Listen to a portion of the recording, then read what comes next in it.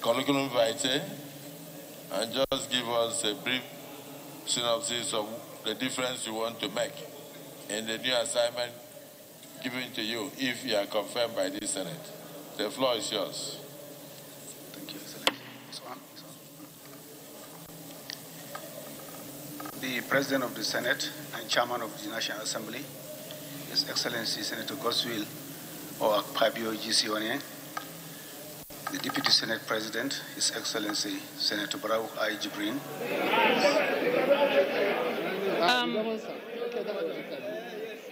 Sir, congratulations for the successful screening, and we hope that you're going to be confirmed by the distinguished Senate. Now, you are the Minister Designate, Minister of State, Ministry of Housing and Urban Development. Coming from a state like Kano that has a very large population, how do you think Nigeria can address the housing deficit that we have based on your experience in Kano?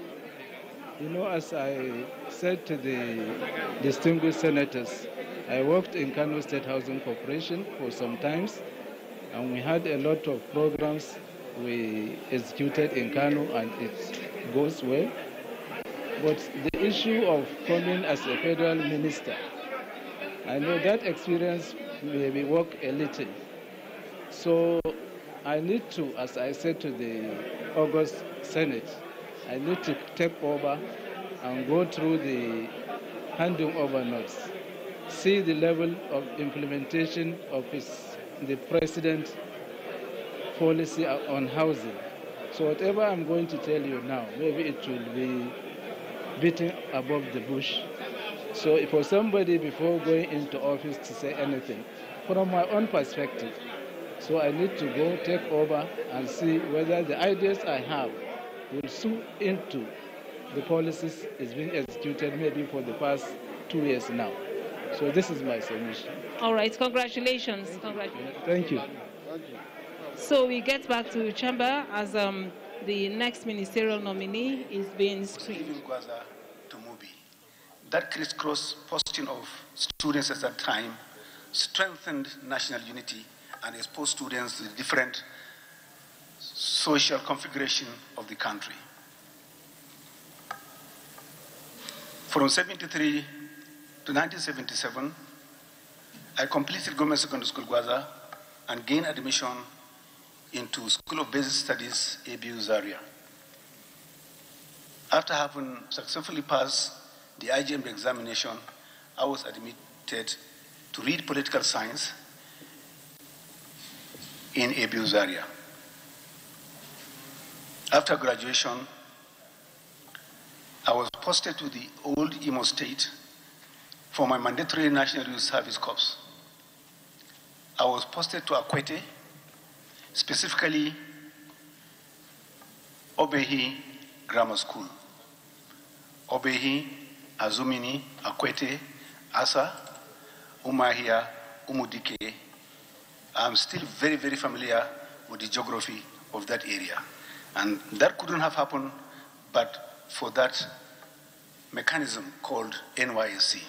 And I'm very, very grateful for that. It gave me further insight into the country. On completion of my NYSC, I gained employment with the then College of Preliminary Studies, Yola, as a lecturer. And again, I met distinguished Senator Bino Siaro, who was our chief accountant. And between me and him, it was a natural bonding. I served CPS Yola. During the military era, I was appointed as a sole administrator of my Balwa local government. Coincidentally again, that is the local government of distinguished Senator Binos. After a stint at my Balwa, I was redeployed to Guyuk local government. After having completed that assignment, I was the pioneer director of College of Administration and Business Studies of Adamawa Polytechnic, which took over from College of Preliminary Studies, Yola. In 1992, thereabout, I applied and was employed by the then Nigerian National Petroleum Corporation as a personnel officer. I rose to the position of General Manager, General Administrative Services, later deployed to HR, Human Resources, and was also posted to Nigeria LNG as General Manager, Human Resources. That gave me a further insight into the management of oil and gas. The LNG today in sub-Saharan Africa is one of the most successful oil and gas company. After 3 years of service at the LNG, I was deployed to Kaduna Refinery and Petrochemical Company as Executive Director of Services. In 2016, we were working with McKinsey on certain reforms corporate-wide, and I was nominated to serve on that committee. So at the end of the committee's report, the nominee? Yes, sir. You can just go to the end and say you are ready to serve. Yes, Mr. President. I was appointed the Managing Director of Kaduna Refinery and Petrochemical Company. I am, with all sense of humility, the first non-technical Managing Director of refinery in NNPC. I have, all along the line, incorporated a farm called Zaidi Farms that was deeply involved in modern animal husbandry. Mr. President, distinguished principal officers, distinguished senators of the Federal Republic of Nigeria, I am here before you called upon by Mr. President to come and serve at a higher level to serve our country and move it forward, particularly the livestock sector. Mr. President. Thank you. From your resume, we wouldn't live here today if we had to listen to the things you have done. So I think the President took his time in selecting this set of ministers. I'm very, very, very impressed. So, distinguished Senator Shehu, you want us to take Binus first? Binus Yaro. Yeah, just you have 1 minute so that we can have 1 or 2 comments. Thank you, Mr. President, distinguished colleagues. My name is Binus Yaro.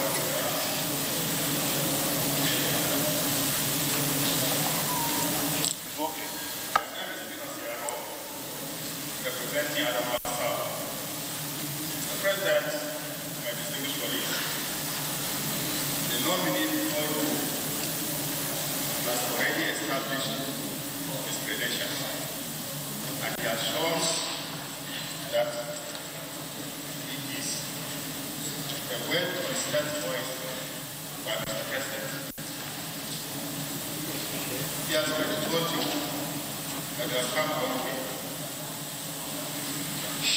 It is like running mates. When the SDS, where I had gone before, when the APU, where I also gone for first education, he worked in CPS, where I was a chief accountant, and he joined NNPC, where I was already working. So, Mr. President, by his submission, especially the concluding part, upon retirement, he set up a farm that not only bring crops but also bring animal husbandry. And this farm is a well-known farm, and it is a model farm Kaduna State. Mr. President, this nominee is a technocrat. He is a human resource expert. He is a management guru. He doesn't need further elaboration. So, Mr. President, I ask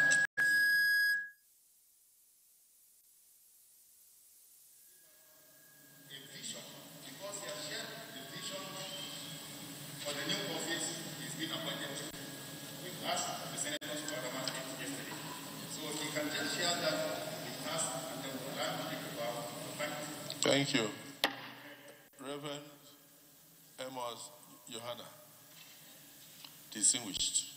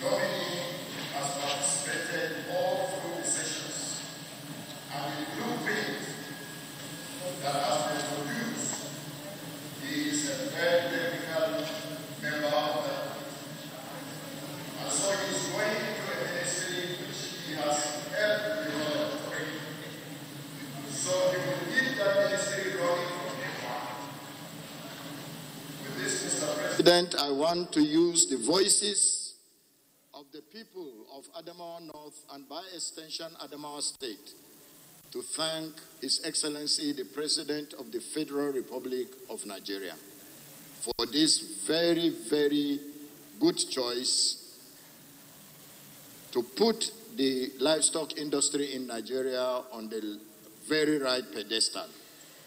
We thank Mr. President, and we will ever remain grateful to him for honoring us by picking one of our best to serve in this government. With this, I recommend and I will move that though we are not afraid, because he is qualified to answer any question in livestock production, but he can take a bow and leave. I so submit, Mr. President, and I'm grateful. Thank you. If you notice, while you were talking, the microphone came alive, which means that as a man of God, God opened your microphone for all to see, for all to hear. God of resurrection resurrected your microphone. Clerk of the Senate. Clerk of the Senate. I hope you noted that. I noticed you were shocked. I've been asking him, I said, people are not hearing what distinguished senators are saying. He said, they are working on it, they are working on it. We are tired of working on this. Look at, if not because of Reverend Amos. You see, once you brought that your ecclesiastical voice on the microphone, everything opened. No, before I put the question, Senator Shehu Boba, you wanted to use 30 seconds to say a word. Yes, thank you, Mr. President, for recognizing me. My name is Senator Shehu Boba Umar, representing Bauchi South. Mr. President, distinguished colleagues, first of all, let me use this to congratulate the nominee for being nominated by Mr. President. And Mr. President, I want to share or adopt the sentiment, so to say, by the two distinguished senators from Adamawa State, distinguished Senator Yaro and distinguished Senator who just spoke now. Sir, the nominee is very much knowledgeable, versatile on the modern husbandry. And you can see that, sir, he understood the intricacies and the intricacies of farmers' herders' crisis. Mr. President have done a right choice by nominating this man. And be rest assured, he was part and parcel on all the committees that came up with this idea of livestock ministry. And I believe he is capable to take this position. Mr. President, I'm calling on my distinguished colleagues to also confirm the nominee by Mr. President. Thank you. I so submit, Mr. President. Thank you. Actually, Mr. Nominee, from your resume and from the contributions of those who have related with you and known you for decades, they believe you are a square peg in a square hole. I must thank the President, because even for you to have been involved for 19 years in animal husbandry and all that, the question I would have loved to ask from here would have been that Nigeria has been bedecked by the problem of farmers, herders, crisis, leading to destruction of livestock, farms, farm products, and even human lives.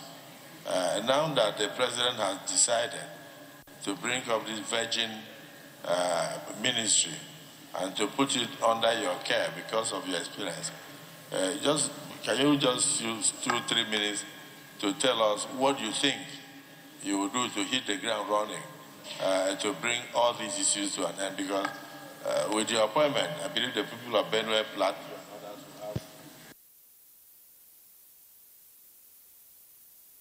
the summary of your vision for the new ministry and how you intend to hit the ground running to solve the problem of farmers, herders, crisis, and bring sanity to bear.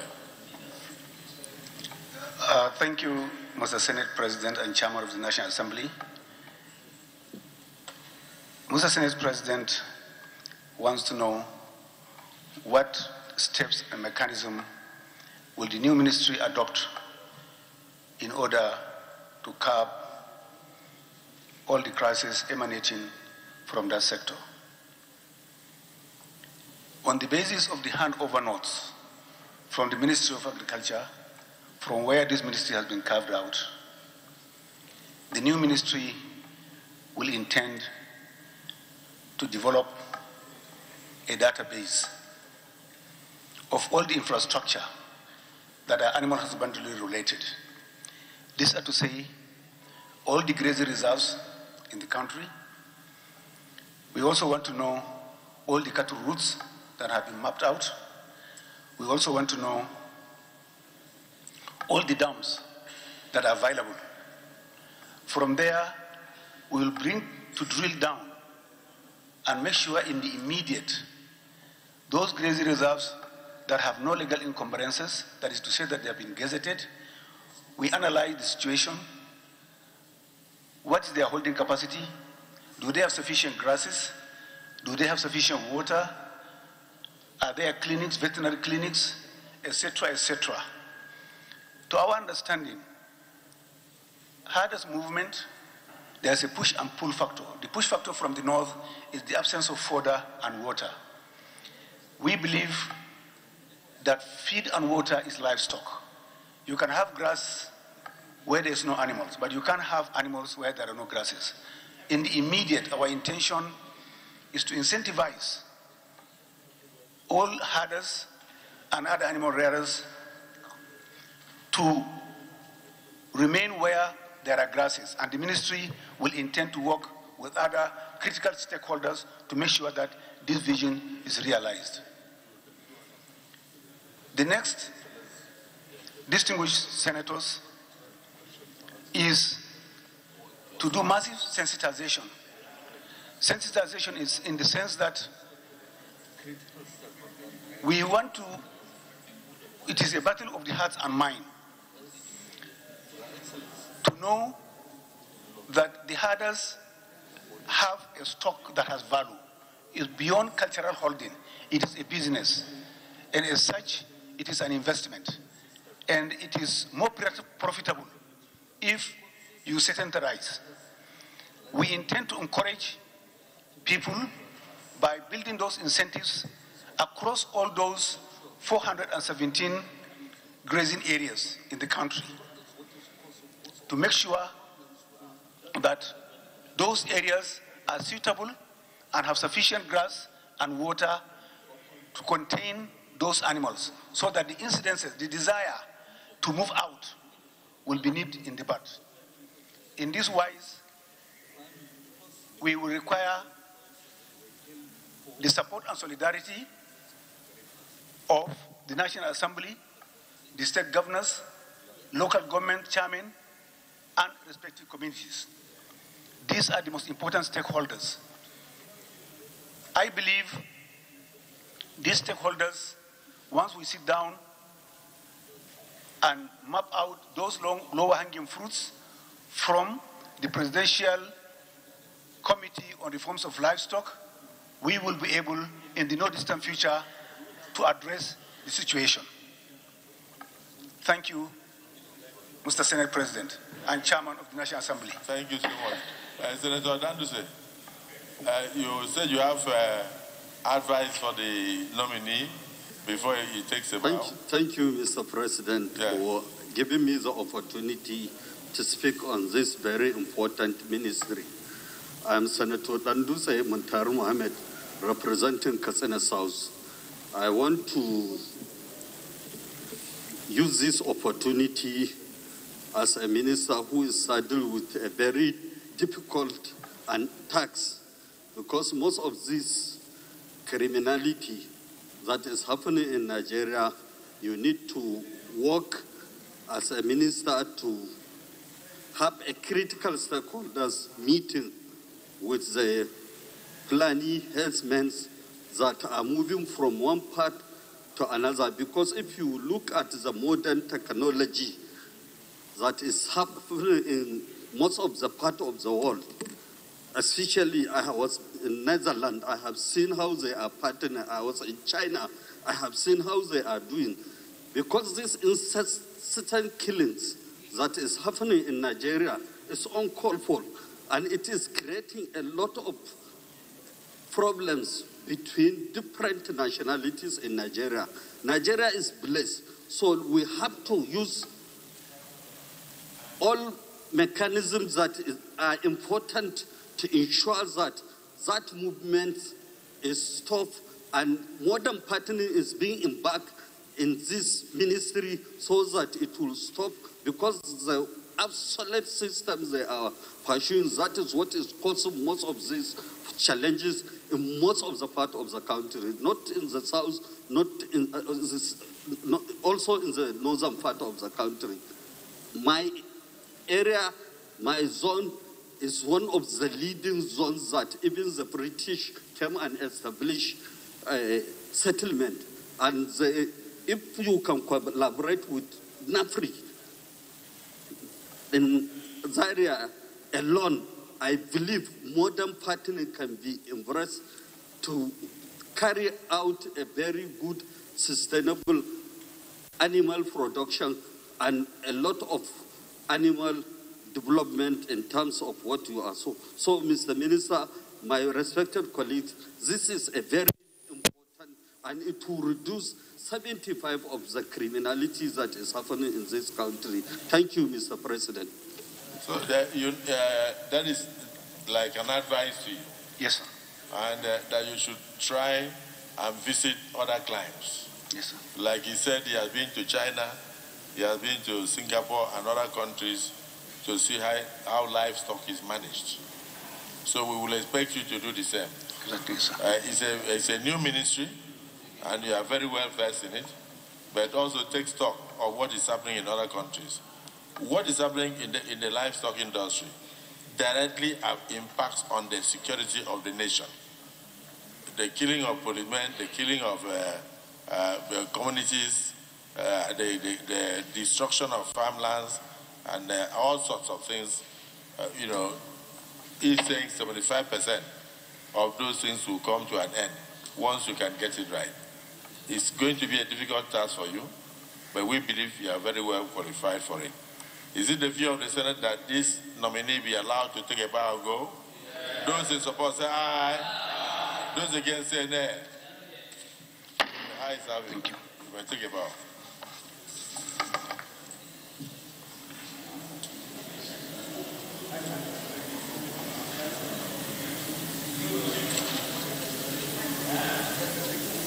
Yeah, that's Ide Mukhtar Maiha, the Minister Designate for the newly created Ministry for Livestock Development. From Maiha, Adamawa State, he was a former Commissioner for Agriculture and Natural Resources.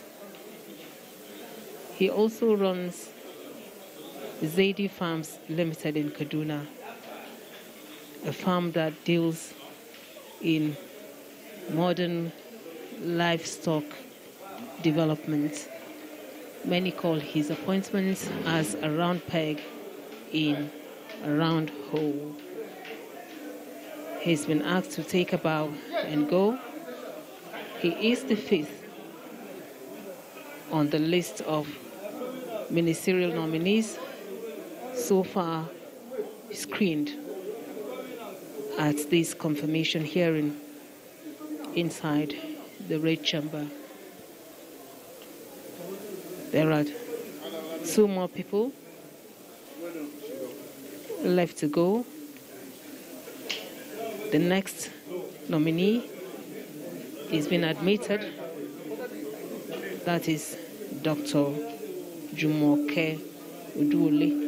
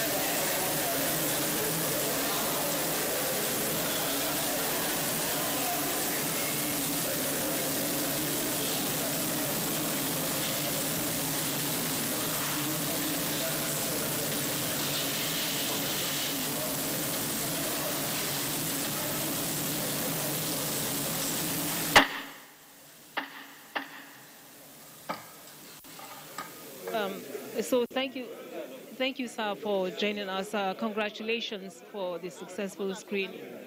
Now, you have been appointed as the Minister Designate for the newly created Ministry of Livestock Development. Tell us how you intend to hit the ground running, looking at the potentials of this ministry. Hey, thank you very much, and I thank Mr. President for finding me worthy for this assignment. I also wish to thank these hallowed chambers for confirming the President's nomination. No doubt the ministry is new. It's an independent Ministry of Livestock Development. I have been in the past 19 years running a modern dairy ranch, and I believe at that micro level, most of the issues I faced then are the issues that are to be addressed at the national level. Our number one priority at the moment, once we have the handing over notes from the Ministry of Agriculture and Food Security, we also have reports of the Presidential Implementation Reforms Committee on Livestock. We will sit down and distill the lower hanging fruits. But to go straight to the point, The reason why herders move from point A to point B is simply for two reasons. Animals need fodder or grass and water. In the 6 months of the dry spell period in the north here, the countryside is dry due to a number of factors. But we do believe that with the 417 grazing reserves we have in this country, if these are properly rehabilitated in the sense of making sure that these grazing reserves are solely devoted for these livestock. You put up a lot of clinics, markets, schools, and other infrastructure necessary to attract the herders to remain in one place. This, I believe, is step number one that we will do. And in this journey, we are soliciting the assistance of important critical holders. These are the state governments, local governments, and the host communities. So, and particularly, the community leaders of the herders themselves. We have to have a handshake and agree on these steps to take forward. So congratulations, and we hope to see you being confirmed by the Senate. Thank you. Thank you. Thank you so much. Thank you so much.